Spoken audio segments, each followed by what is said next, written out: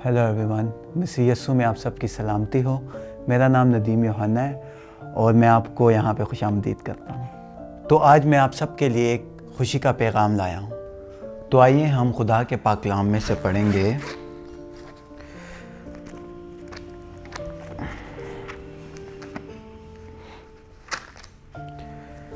मत्ती की अंजील उसका 11 बाब और उसकी 28 आयत। ऐ मेहनत उठाने वालों और बोझ से दबे हुए लोगों, मेरे पास आओ, मैं तुमको आराम दूंगा।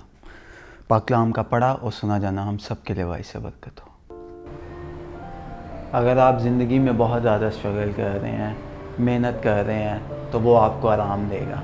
यहाँ पे सिर्फ जिस्मानी आराम की बात नहीं हो रही, यहाँ पे रूहानी आराम की बात हो रही है, जो कि हमारे खुदावंद यीशु मसीह आपको दे सकते हैं।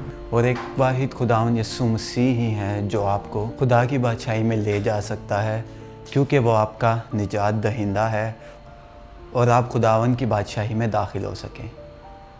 और आप सबका बहुत बहुत शुक्रिया और खुदावंद आप सबको बरकत दे और अपने जलाल के लिए इस्तेमाल करे।